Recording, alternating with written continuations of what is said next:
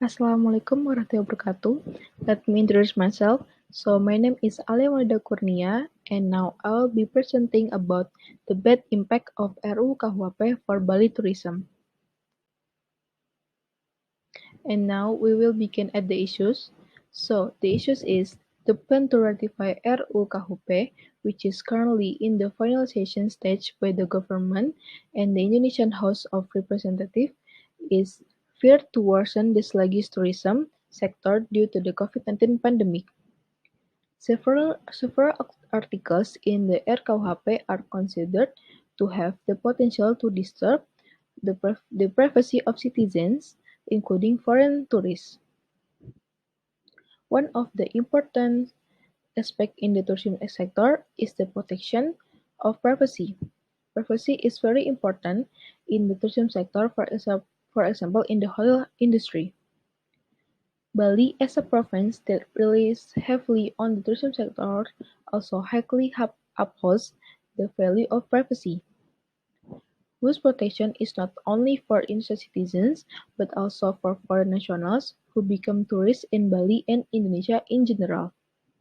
There are two articles that are considered to violate privacy, and the first one is quoted from Article 417 of the RKUHP, which reads, "Everyone who has sexual intercourse with a person who is not her husband or his wife shall be punished for adultery with a maximum of imprisonment of 1 year and forfeit category 2. And the second is quoted from Article 419 of the RKUHP, which reads, "Everyone who lives together as husband and wife outside of marriage shall be sentenced to a maximum imprisonment of 6 months or a maximum fine of category 2.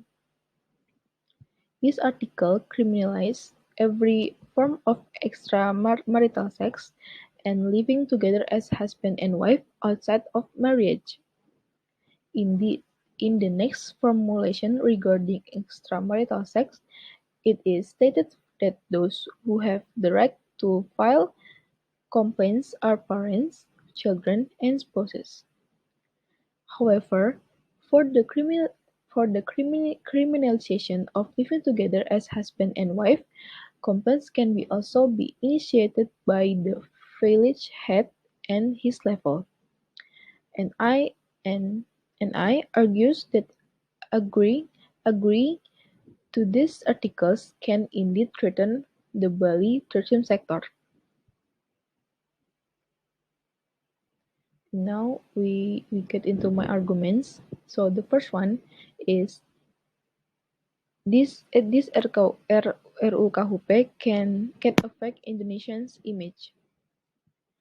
Criminalization indicates that Indonesia tends to lead to the value of conservatism, including on the private space of not only its citizens but also everyone in Indonesia, because this article will also apply to tourists. And the second one is it can affect the reputation of Bali tourism.